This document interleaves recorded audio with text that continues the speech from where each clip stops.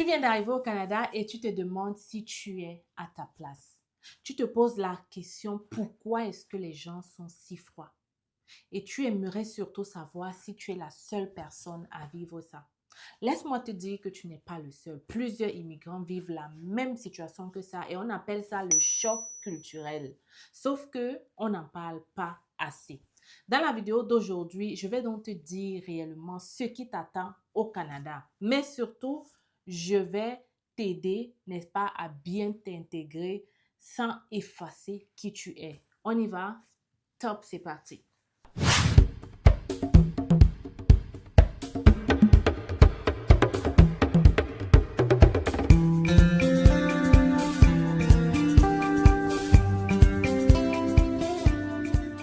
Alors, j'espère que vous allez bien les Canadiens et les futurs Canadiens. Voilà, pour celui qui vient de me découvrir, je suis Stell Diffard, je vis au Québec depuis 10 ans et ça fait 5 ans que je fais des vidéos sur l'immigration au Canada. On parle de l'investissement, de l'entrepreneuriat, de l'immigration, de l'intégration, de tout ce qui peut t'aider, n'est-ce pas, à réussir ou alors à immigrer au Canada. Tu l'auras compris, si tu souhaites immigrer ou réussir, je le répète, abonne-toi, partage la vidéo et n'oublie pas de me laisser un pouce j'aime. Les amis, objectif 250 000 abonnés, on continue d'y croire. Nous sommes déjà en juin. J'aimerais avoir ces 250 000 avant, n'est-ce pas, la fin de cette année et voir plus encore. Donc, si ça fait longtemps que tu me regardes, donne-moi juste un pouce j'aime et abonne-toi surtout pour ne rien manquer et pour me montrer que tu apprécies ce que je fais. Pour vous dire la vérité, je fais cette vidéo en ce moment, il est 22h30, ce n'est pas évident, mais je le fais pour vous. Alors, je compte sur toi pour me montrer, n'est-ce pas, un tout petit peu remerciement à travers ton abonnement. Tu viens d'avoir ton visa du Canada. Félicitations, ma nouvelle Canadienne. Bravo à toi. Mais franchement, c'est le début d'une longue vie. Et la première, c'est que tu dois penser à tes finances. Voilà pourquoi je te propose d'ouvrir ton compte bancaire avec Desjardins, qui est une grande coopérative ici au Canada. Elle se trouve au Québec et en Ontario. Donc, si tu vas atterrir dans ces deux provinces-là, je te recommande la Banque Desjardins. La bonne chose, c'est qu'ils te permettent d'ouvrir ton compte, même étant encore en Afrique, avec une approbation de visa, bien sûr. En ouvrant ton compte avant d'atterrir au Canada, ça te facilite de trouver un logement, ça te facilite les transactions et franchement, c'est une chose de fait. OK? Alors, contacte-moi rapidement et je te mettrai en contact avec un de leurs conseillers et tu verras par toi-même. Le processus est simple. En seulement 2 ou 3 semaines, ton compte est ouvert. Tu peux virer tes fonds et éviter tout ce qui est arnaque, tout ce qui est virement. Les petits virements là, on a l'impression que ça aide, mais à la limite, franchement, soit tu peux tomber sur les arnaqueurs, soit ça peut te revenir beaucoup plus cher. Donc, contacte-moi rapidement et je te mets en relation avec un de leurs conseillers. Il va t'aider pas à pas dans ce processus-là. Tu m'écris, n'est-ce pas? Vas-y. Donc, sans plus tarder, je commence par le premier point qui est le climat. Beaucoup de gens, lorsque tu parles du climat au Canada, ils te disent « Ah non, non, c'est pas grave, ça va aller. » Beaucoup de gens vivent là-bas avec ça. Donc, moi aussi, je vais pouvoir m'y faire. C'est vrai que tu vas pouvoir t'y faire, mais il faut quand même, n'est-ce pas, garder en tête que le climat au Canada est rude. On a des hivers très longs. D'ailleurs, nous sommes en juin et il pleut encore en ce moment et il fait froid. On n'a pas encore eu de vrai soleil pendant une semaine depuis le début de l'année 2025. Ce n'est pas évident du tout. Donc, il faut comprendre que le climat est quand même rude. Il y a aussi la solitude et l'isolement, évidemment, parce que tu viens d'arriver, tu ne connais pas encore des gens, tu vas vivre une solitude extrême, dépendamment de vraiment si tu ne connais personne de chez personne. Donc, il faut déjà travailler ton esprit. L'astuce que je vais te donner aussi, c'est que lorsque tu vas arriver bien t'équiper, va acheter des vêtements d'hiver là où il faut, dans les vrais magasins, même si ça te coûte cher, au moins tu vas les porter pour longtemps et tu seras couvert lorsque tu seras à l'extérieur. La deuxième chose, c'est qu'il ne faut pas s'isoler. Il faut sortir le plus souvent, même si c'est en hiver. Il y a des activités d'hiver vraiment très intéressantes au Canada. Ouvre-toi, apprends de nouvelles activités comme le patinage. Vraiment, va chercher en ligne c'est pas moi, des groupes ou des activités dans ta ville. Il y en a. Tape le nom de ta ville et tape activité. Les villes font souvent des activités. Ils ont des centres de jeux, des centres sportifs. Je vais te demander de regarder tout cela. Alors, le deuxième point, c'est les habitudes sociales. Au Canada, les gens sont réservés. Ils sont polis, mais réservés. Ça veut dire que on ne te laisse pas entrer rapidement dans la... C'est pas comme au pays là où tu vois quelqu'un, tu vas déjà le tapoter. Les gens sont réservés, polis mais réservés, ok? Il faut laisser, comme ils appellent à l'école, j'oublie le nom, mais ils ont un nom à l'école là. Il faut respecter cela.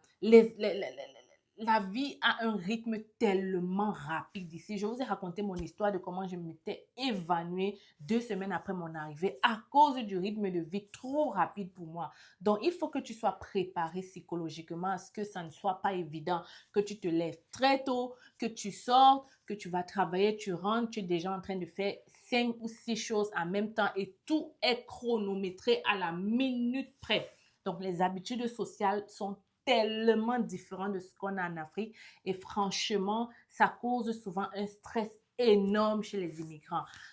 On leur dit, ils négligent, ils arrivent, ils plongent vraiment comme ça et après, on voit du chaos après. Donc, l'astuce que je vais te donner, c'est qu'il ne faut pas prendre les choses personnelles, n'est-ce pas? Il ne faut pas tout mettre dans le racisme. Lorsque tu as des rapports humains avec des gens ici, il faut savoir qu'ils ont leur culture, ils ont leur façon de faire aussi. Il ne faut pas tout prendre ce qui t'arrive personnel.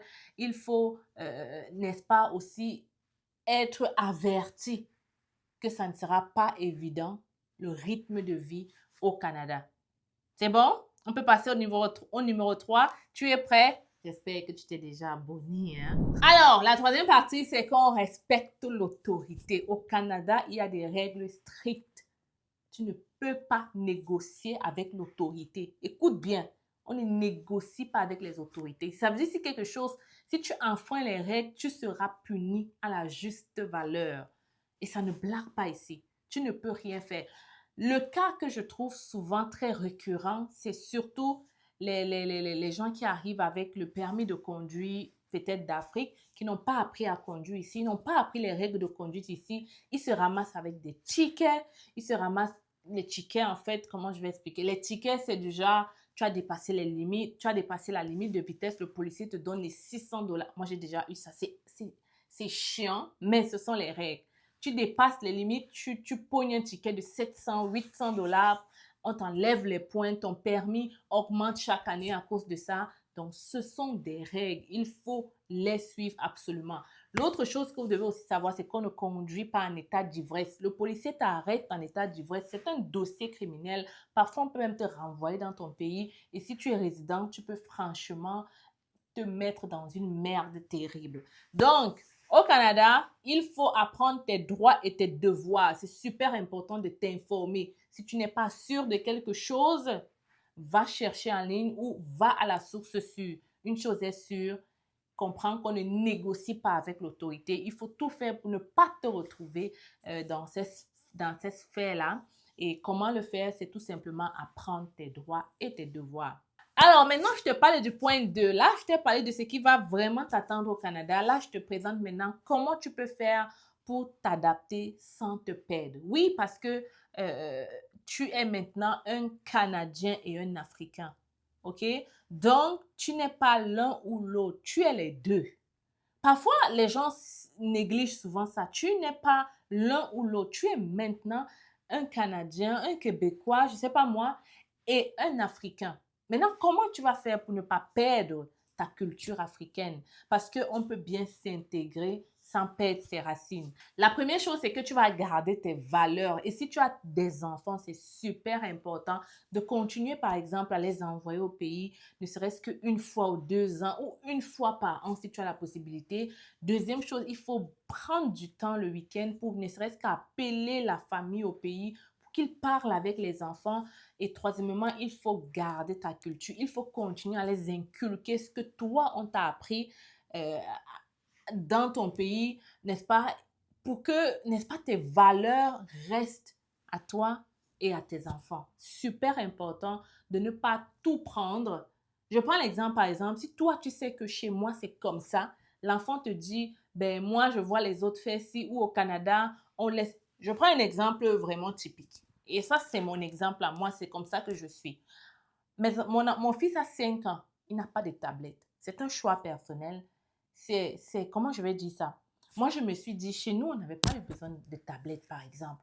Et quand je vois ce que les tablettes font aux enfants, je me suis dit, mon enfant n'aura pas la tablette tant qu'il n'a pas tel âge. Ce sont mes valeurs, c'est moi qui décide.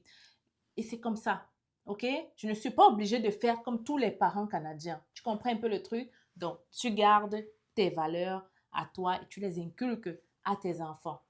L'autre valeur, ça peut être plein de choses qui est typique chez nous et que tu ne dois pas absolument perdre cela. Tu dois continuer à donner ça à tes enfants. Je pense que vous comprenez ce que je veux dire. Deuxième point, il faut choisir ce que tu vas adopter, adapter et laisser tomber. Ça rejoint un peu le premier point, mais j'entre un peu en profondeur. Donc, quand je dis qu'il faut choisir ce que tu vas adopter, c'est par exemple la ponctualité. Ici, c'est une règle d'or. Il faut être ponctuel. Après l'heure, ce n'est plus l'heure. Or, nous, en Afrique, ce n'est pas le cas. Donc, toi, adopte ce genre de comportement-là. Ça va t'aider même dans ta vie personnelle, même dans ta vie future. Maintenant, laisser tomber, c'est par exemple, comment je vais dire ça, les règles de vie du genre, mon mari doit absolument aussi laver les assiettes, c'est absolument le 50-50, c'est l'argent des enfants, c'est absolument pour la mère. Tu vois ces choses-là qui sont quand même typiquement canadiens, surtout le truc du genre, l'homme aussi doit faire les tâches ménagères et tout, et tout, et tout. Ben, tu n'es pas obligé de l'accepter, de l'adopter. Tu peux tout simplement laisser tomber. Tu laisses tomber ça parce que ça ne te correspond pas. Ce n'est pas toi, ok? Voilà. Donc, la règle que tu peux adapter, c'est ta manière de faire des relations. C'est-à-dire à la canadienne, tu vois. Tu vas accepter le fait que maintenant, pour parler à des personnes, tu dois peut-être passer par ci, tu dois passer par là.